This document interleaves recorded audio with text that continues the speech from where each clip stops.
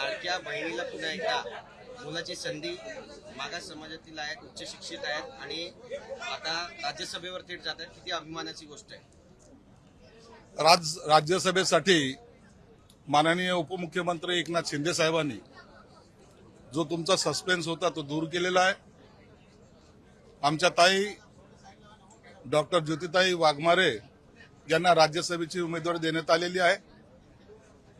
जे शिंदे साहेबांचं दरवेळेला असायचं की माझी लाडकी बहीण किंवा माझा कार्यकर्ता याला न्याय द्यायची जी काही भूमिका असायची ती त्यांनी आज तुम्ही पाहत असाल ती उठवलेली आहे.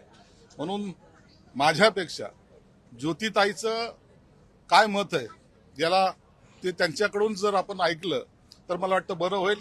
परंतु आज अधिकृतपणे ज्योतिताई वाघमारे या राज्यसभेच्या उमेदवार आहेत. एक मिनिट. आज खूप अभिमानाची गोष्ट आहे की ज्या माननीय एकनाथ शिंदेजी यांनी लाडकी बहीण योजना सुरू केली आणि लाडक्या बहिणींचा पूर्ण महाराष्ट्रभर एकनाथजी शिंदे यांना आपला भाऊ मानला आणि अशा एका लाडक्या बहिणीला डॉक्टर ज्योती वाघमारे यांना राज्यसभेची उमेदवारी दिल्यामुळे महिला वर्गामध्ये शिवसेनाच्या अत्यंत आनंदाचं वातावरण आहे. आणि आता 2च दिवसांनी महिला दिवस पण आपण साजरा करत आहोत. त्यामुळे ज्योती वाघमारे सारख्या एक उच्च शिक्षित ज्या PhD आहेत, त्या प्राध्यापक देखील होत्या, नेट सेट क्वालिफाईड आहेत, रिसर्च बॅकग्राऊंड पण आहेत. त्यामुळे एक अशा पद्धतीचं एक व्यक्तिमत्व राज्यसभेवर जाण्याची संधी त्यांना प्राप्त झालेली आहे आणि त्याबद्दल सर्व आज आम्ही महिला आमदार इकडे आहोत, महिला पदाधिकारी देखील इथे आहोत. त्यांनी आज उमेदवारी अर्ज भरला आणि त्यांना आम्ही मनापासून शुभेच्छा देतो. ही निवडणूक बिनविरोध आहे असं समजावं का आता, कारण काही होऊ शकतं असं सुद्धा बोललं जाते शेवटच्या क्षणी. आमच्यातर्फे आमच्या पक्षातर्फे ही निवडणूक बिनविरोध व्हावी यासाठी पूर्ण प्रयत्न केला गेलेला आहे आणि मला वाटतं दरवेळेला शेवटच्या टप्प्यामध्ये ही निवडणूक बिनविरोधच होत असते. या निवडणुकीमध्ये एखादा फॉर्म एक्स्ट्रा टाकून घोडे बाजाराला आम्हाला सपोर्ट करायचा नाही. म्हणून आम्ही आणि एकनाथ शिंदे साहेबांनी सुद्धा हीच भूमिका घेतलेली आहे की ह्या निवडणुकी ही बिनविरोध झाली पाहिजे. त्यासाठी ते जे काही सहकार्य असेल ते शिंदे साहेब करायला तयार आहे. इच्छुक खूप जण होते, 7-8 नावं इच्छुकांमध्ये होती, काही वरिष्ठ नेते होते. यामध्ये अवघड होतं हे नाव जाहीर करणं किंवा हा निर्णय घेणं. शिंदे साहेबांची भूमिका पहिल्यापासून ठरलेली आहे. अनेक इच्छुक होते, अनेक जण मान्यवर होते, ते कमी होते अशातला भाग नाही, ते कोणत्या याच्यामध्ये त्यांना घेऊ नये अशातला काही भाग नव्हता. परंतु याच्यातून निवड करताना आपण एक सर्वसामान्य महिलेला, जी सोलापूर सारख्या एका गल्लीतून आलेली महिला आहे, तिला आपण जर उमेदवारी दिली, जी तिने सुद्धा स्वप्नात पाहिली होती, तिला जर दिली आणि तिने जर प्रतिनिधित्व माझ्या पक्षाचं राज्यसभेमध्ये चांगलं केलं तर मला वाटतं याच्यासारखी अभिमानाची गोष्ट कोणती नाही. सर्वसामान्य महिलेला सुद्धा न्याय हा शिवसेनेत दिला जातो ही भावना आज संपूर्ण महाराष्ट्रामध्ये गेलेली आहे. कोणतंही राजकीय बॅकग्राऊंड नाही, कोणताही तिच्या मागचं राजकीय नेता कोणता तिच्या मागं नाही. आमच्या पक्षात आली, एक सर्व सभा तिने गाजवल्यात आणि चांगले वक्ते म्हणून ती पुढे आलेली आहे.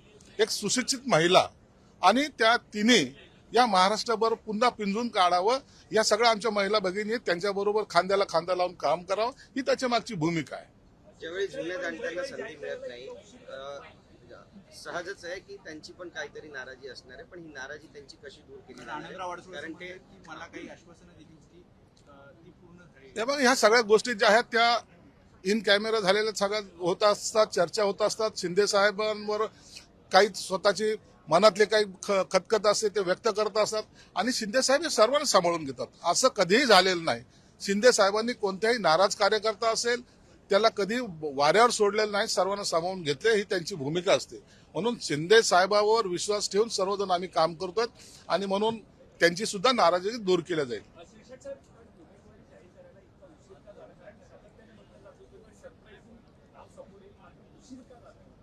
उशीर व्हायचं काही कारण नव्हतं. शिंदे साहेबांनी सगळेजण होत आहेत, सगळ्यांची नावं येतात, आपण थोडं उशीर झालं तर काय हरकत आहे. त्याच्यामध्ये कोणताही किंतु परंतु नव्हता, कोणताही अडचण नव्हती. शिंदे साहेब नाव जाहीर करायला मग काय होईल हा विचार शिंदे साहेबांनी कधीही केलेला नाही. म्हणून त्यांनी ऐन वेळेला त्यांची जी काही पद्धत आहे काम करण्याची नेमक्या वेळेला नेमका विचार आणि नेमका निर्णय हा शिंदे साहेबाचं वैशिष्ट्य आहे आणि म्हणून त्यांनी नेमक्या वेळेला त्यांचं नाव जाहीर केलेलं आहे. प्रत्येक दसरा मेळाव्यामध्ये सगळ्यात चांगलं उत्कृष्ट भाषण कोणाचं असेल तर ते ज्योतिताई वाघमारे यांचं असेल, अशी चर्चा व्हायची. दुसऱ्या दिवशी न्यूजपेपरमध्ये त्याची बातमी सुद्धा व्हायची. त्यामुळे आता त्यांच्याकडे हे पद आलंय, आणखी जास्त आक्रमकपणे शिवसेना आपली भूमिका मांडेल. पक्षाची भूमिका हीच आहे की आता आम्ही तिला मानसिक बळ दिलेलं आहे, राजकीय बळ दिलेलं आहे, राज्यसभेचं सदस्य केलेलं आहे. आता ज्याला पॉलिटिकल व्हील ज्याला म्हणतात ती आता त्यांच्यात निर्माण झालेली आहे. मला वाटतं आता ती सुसाट गाडी आमची बुलेटपेक्षाही जास्त स्पीडने महाराष्ट्रामध्ये जाईल. आज हमारा नेता, मुख्य नेता एकनाथ शिंदे साहब ने राज्यसभा के लिए डॉक्टर ज्योतिताई वाघमारे को उम्मीदवारी जाहिर की है.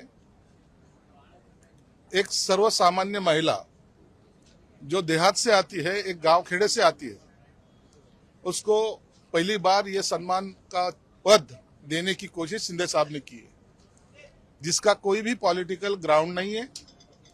कोई उसके घर में का या तो कोई खानदान में का, रिश्तेदार में का, कोई भी ये पॉलिटिक्स में नहीं था. खुद के क्वालिटी पे अपनी आगे आने की जो कोशिश उसने की है वो देखते हुए शिंदे साहब ने आज उनको राज्यसभा में जाने के द्वार खोले हैं. मुझे लगता है उनका हर भाषा पे जो कमांड है, इतना जो स्टडी है, वो जरूर काम आएगा और हमारे लिए, हमारे पक्ष के लिए भविष्य में वो पूरे महाराष्ट्र में घूम के महाराष्ट्र में और महिलाओं का संगठन बहुत मजबूती से आगे लाएगी. एक बात इसमें ये भी है कि कुछ नेता जो है वो नाराज भी सामने आ रहे हैं, इससे आखिर कैसे निपटेंगे? देखो, ये उम्मीदवारी में बहुत सारे लोग मांगते रहते हैं और सभी कार्यकर्ता सब अच्छे हैं, किसी को नाम रखने की जगह नहीं है. लेकिन उनमें से किसी को जिन्होंने दावेदारी की है उनमें से एक को चुनना थोड़ा हार्ड जाता है. लेकिन उसमें भी शिंदे साहब ने एक अच्छा निर्णय लिया है. जो नाराज है उनको भी शिंदे साहब समझाएंगे और उनकी नाराजगी भी दूर करेंगे. नहीं, बिल्कुल विरोध नहीं होगा. अपना बिन विरोध तो जरूर होगा. ये इलेक्शन जो है ये बिन विरोध होने की चांसेस सबसे ज्यादा है.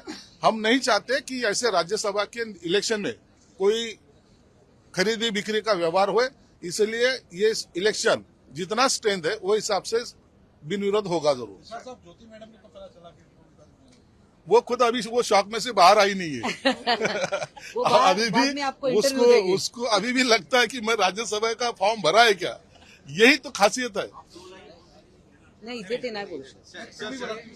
संजय राऊत पण राज्यसभेवर आहे, ताईंना पण तुम्ही ज्योतिताई, तू राज्यसभेवर इथे सामना नको. बरोबरीचा करायचा. संजय राऊत राज्यसभेवर कसा गेला त्याचे वोटर आम्हीच होतो आणि म्हणून त्याच्यात आणि ज्योतिताईमध्ये कम्पेअर करू नका. ही सर्वसामान्य महिला आज या उंचीवर जाते याचा अभिमान आम्हाला सर्वांना आहे आणि तिचे वोटरही आम्हीच आहोत. म्हणून तिला आम्ही मनापासून शुभेच्छा देतो.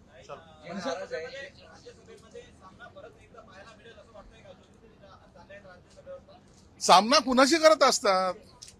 जे सामना करायच्या लायकीचे असलं त्यांच्याबरोबर सामना करायचा असतो. त्यांची आता ती उंची राहिलेली नाहीये, त्यांच्याबरोबर आमचा सामना नाहीये. आमचे प्रश्न, महाराष्ट्राचे प्रश्न मांडणं, चांगलं तिथं आपलं प्रतिनिधित्व दाखवणं, एवढंच ज्योतिताईचं काम त्या ठिकाणी राहणार आहे.